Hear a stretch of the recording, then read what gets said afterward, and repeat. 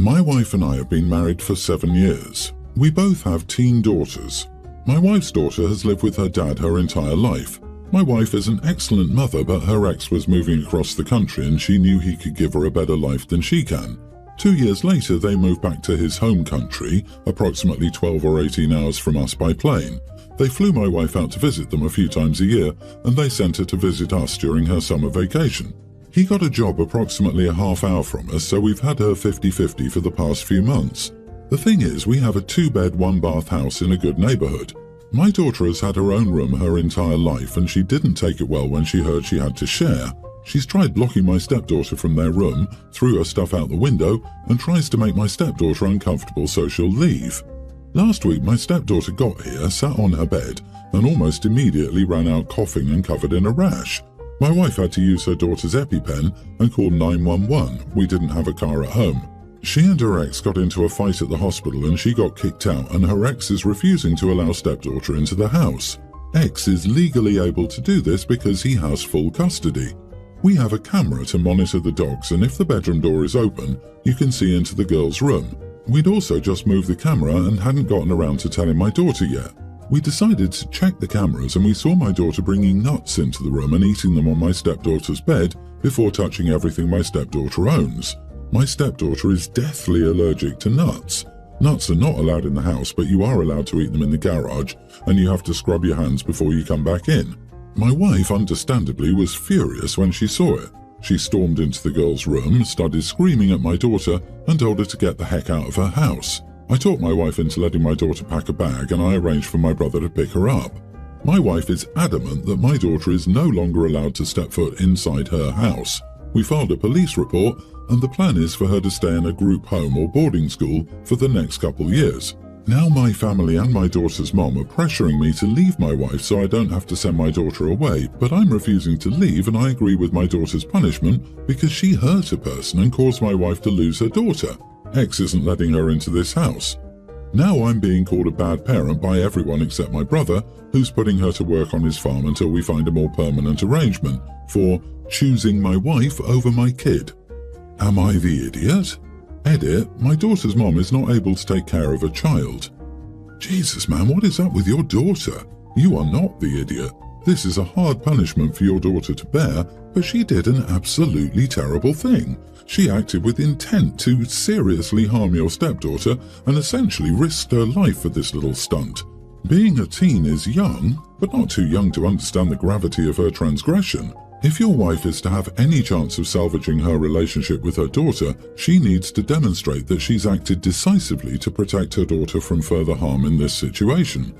If you leave your wife, then your daughter gets at least part of what she wanted to achieve.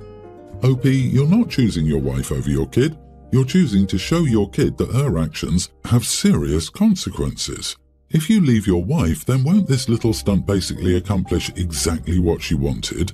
You might be the idiot in part for raising a child who would do this. I don't think this kind of behavior happens in a vacuum, but I fail to see how, you're right, let's make sure you do get your own room here and never have to see stepdaughter again just like you wanted, is teaching the kind of life lesson about attempted murder that you wanted to. My daughter's mom isn't able to take care of a child. Then her mom should 100% shut her mouth. The problem is the mom doesn't see this as a problem. Instead, she wants ex-hubby to leave the new wife. As for the rest of the family, they can either take your daughter in or also shut their traps, thinking maybe you should have parented her before this turned into such a bad situation in the first place. What a mess! I have a tween daughter, Ellie. She has best friend Sophie, also tween. Both of the girls have special needs and are around 6 years old mentally. Sophie's mom called me yesterday, said that they were at an indoor playground, and Sophie wanted to know if Ellie could come and play. Sophie's mom offered to put me on her punch card. She prepays for 10 to 20 visits at a time because it's cheaper, so it would be free for me, so I got Ellie in the car and we met them at the playground. After about an hour of playing, the girls started to get hungry. I packed a snack for Ellie, but Sophie's mom didn't have any snacks on her. I told her they sell snacks in the front, but she claimed she didn't have any money on her and asked me to buy Sophie some goldfish. I said, sure, Venmo me and I'll grab some. But she said no. I told her I took care of my kid and it's not my job to take care of hers too. She says she paid for my kid to get in so I could cover the $2 for the goldfish. I told her if she wanted me to bring snacks, she should have told me when she invited me, but I won't be wasting $2 for a 50-cent bag of goldfish because she was unprepared. She went up to the front, and I don't know if she lied about not having money, but she came back with goldfish and fruit snacks. Now she's being petty by asking me to pay her back for all of the times we've used their memberships and guest passes, so we're not getting along. I'm going to have to see her at school drop-off, pick-up, ballet class, gymnastics class, and the girls' weekly playdates, so I wanted to know if I was the idiot for not buying her kid a snack. You are the idiot. You mentioned she's paid multiple times for your daughter's entrance fees. She clearly doesn't usually ask you for money or take advantage of the friendship. Now, this strong friendship is in jeopardy because she's generous with you, but you won't return the favor in a smaller one-off ask. You wanted a transactional friendship and are going to get exactly what you asked for. Don't expect free invitations in the future and make sure to budget accordingly. Gym costs are way more than goldfish. Was saving $2 really worth it? In jeopardy? LOL, that friendship is over. Lady, the friend's mother basically paid for you and your daughter to get into the play area, and you couldn't afford $2 to buy her a snack and help pay her back for letting you in for free. Silly you couldn't take $2 to buy a snack. You need to look at your entitlement. Springing a few freaking dollars so a child wouldn't have to go hungry wouldn't have killed you.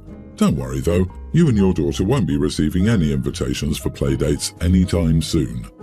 I disagree. I wouldn't be surprised if the other woman tried to salvage it. The special needs community is much smaller than a typical friendship pool. Finding another child with similar age and mental abilities to yours, that your child also gets along with, is often hard to find. The cynic in me thinks the OP knows that and therefore also knows she can get away with far more than with other types of friendships, which makes her callous behavior that much worse, and frankly stupid. Even for her own best interests, it's stupid. You don't ostracize friends that you also need. My husband and I took some time out from his mom last year because she was interfering into my personal business that had no impact on her whatsoever. The gist of what happened is, I was contacted by some biological family members of mine, my late father's parents and two of his siblings. They'd reached out to say they regretted letting me and my younger sister go into foster care when we were 6 and 2 after our parents died. My sister passed away soon, and then I was left totally alone with no family. So having these two people reach out now that I'm 29 and haven't seen them in over 2 decades, it annoyed me. The reason for them not taking me is that I was my father's affair baby. He was married with kids when he and my mom started an affair, and his marriage to his ex-wife only came to an end when my mom was 6 months pregnant with me. The fallout meant my father was hated, understandably, but so was I, and so was my sister when she was born. I have very vague memories of his older children and none of them pleasant. My father's parents and siblings all sided with his ex-wife and the children once my parents died and decided foster care was the only place for us since we had nobody on our maternal side. My mother was a foster kid herself. I saw my grandparents and aunts and uncles at my sister's funeral, but she was buried by the state since none of them claimed her body, and I was just a child myself, so I couldn't. I had no desire to welcome them into my life or to forgive and form a relationship. My mother-in-law started making comments that I should give them a chance or I will regret it. She said, how am I ever supposed to know my siblings if I don't make the effort? My husband told her to stop. I even told her my siblings weren't part of the group who reached out, and from the limited info I heard, they have no interest in establishing anything with me, and it sounds like they feel I should have died with my sister.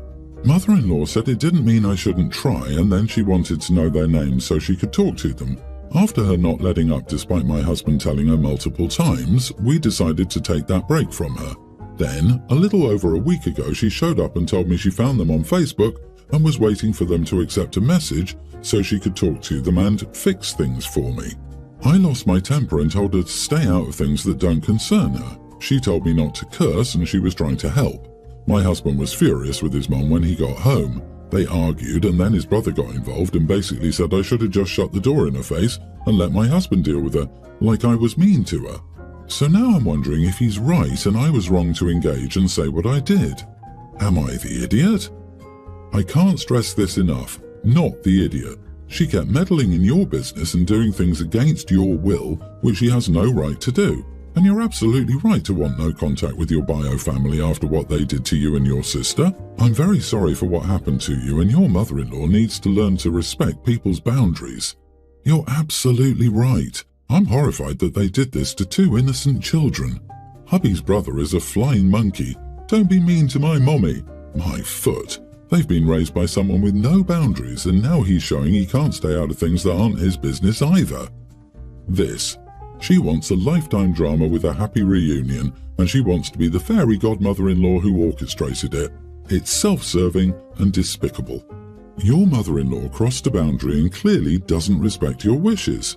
Not knowing the relationship you have with your mother-in-law, she seems to be having the boomer thought of blood is thicker than water and family members can't be toxic and cut out of one's life. That way, this woman would never see me again if it was me. I live with my girlfriend. I've noticed she's started making plans for us but doesn't ask me. She'll just make plans and expect me to be fine with doing them. Last week we were talking about this weekend and I said how nice it was to just have a weekend off doing nothing and just relax at home, and she said, "Oh, I'd planned for us to go to a cafe in town." I asked why she didn't even ask me if I wanted to do it, and she just said she'd assumed I'd be fine with it. One evening last week, she just brought up in conversation that she'd been looking at holidays for February for us to go away for a week and had found a nice place to go. I pointed out she hasn't even bothered to ask me if I want to go away or asked where I'd like to go. She's just picked somewhere she wants to go and expects me to be fine with using my annual leave and paying for half of the cost of the holiday. She just said she thought I'd want to go, but I just told her that things like that need to be a discussion, not just her deciding what she wants to do and essentially spending my money for me. She got annoyed and said she thought I'd want to go. I just pointed out that looking at options is something we should be doing together after we both decided we want to go away. I mentioned that it's becoming a habit for her to just make plans, not bother asking me or even telling me, and then just expecting me to go along with it. I told her it needs to stop and that anything we plan has to actually be discussed. She accused me of having a go at her for trying to plan nice things for us, but I just pointed out she's spending my money for me essentially, and is just not even asking if it's something I want to be doing. She just repeated that I'm starting an argument for nothing just because she was trying to plan nice things. Am I the idiot for not wanting my girlfriend to make plans for me without asking me? Not the idiot. I cannot fathom how difficult it is to understand that partners make big plans together, especially when it's not her money that is getting spent. If she can't change her behavior, I would strongly suggest establishing solid boundaries on this issue. If she continues to cross those boundaries, well, then more drastic steps could be taken. Yeah, this whole "I'm just trying to plan nice things" is a cop-out. She's planning something nice for herself and expects you to go along. Perhaps you've been fairly easygoing in the past, letting her take the lead on these things so she's gotten used to it. Either way, you deserve a voice in making plans for the two of you, and she needs to accept that. I disagree. To me, having a whole weekend to yourselves and popping out to a cafe for a couple of hours is chilling. Info: when did you last plan something for the two of you to do? Communication is important. If she can't do that, she's not the one for you. Some people like that and are okay with it, but others aren't. Set some boundaries. I get she likes to do stuff. Maybe she feels like nothing will happen if she doesn't make plans. So take point in planning some dates too. I'm a grandparent of 2. They're both tweens. The 2 kids do not get along. The youngest is autistic and will have a meltdown at the drop of a hat. I've had argument after argument with my son over the youngest. It came to a head when we got into an argument about me putting my granddaughter in timeout. I do timeout for how old they are, and if they leave the timeout chair, the time restarts. It took the youngest almost an hour to get through a timeout. This resulted in a huge argument where I can't punish her anymore. Personally, I don't see them parenting her and let her meltdowns happen. She's in the normal classes at school, she can understand things, it just might take longer. The main issue, my oldest grandkid was ranting about their sibling, and I offered them to go on a small day trip. Contacted the parents that I want to do this with my oldest. They were mad when I don't want to take the youngest, but I also made it clear it was bonding time with the oldest. We had a great time and I bought him a few things, like a new hoodie and some candy. I got into another argument since they're upset that I bought him stuff, that the youngest has been sad since that I won't take her out. Am I the idiot? Edit, I put her in timeout and my son and daughter-in-law flipped when I explained it. I apparently was too cruel. It was a timeout, all she did was sit in a chair. She got upset that dinner wasn't what she wanted, so she started to throw her food and then threw anything she could grab. I stopped that real quick. Not the idiot. Having autism is not an excuse for misbehaving. It often simply means that more work may be involved to reach societal norms. If the younger one is in normal classes at school, that says a lot to me. Spending individual time with each child makes a lot of sense.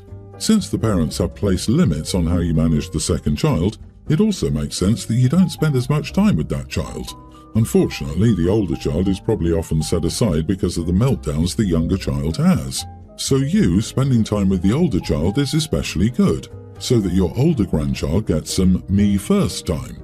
I suspect that in such an environment some of her meltdowns are legit, but others are tantrums because she's not getting her way. OP, you're the grandparent, not the parent, and if you cannot manage an autistic child, that is not your fault, nor your responsibility. Often the siblings of the autistic child are held back and limited because your brother or sister can't do this or can't go. So the fact that you're stepping up to give your older grandchild a break is nice.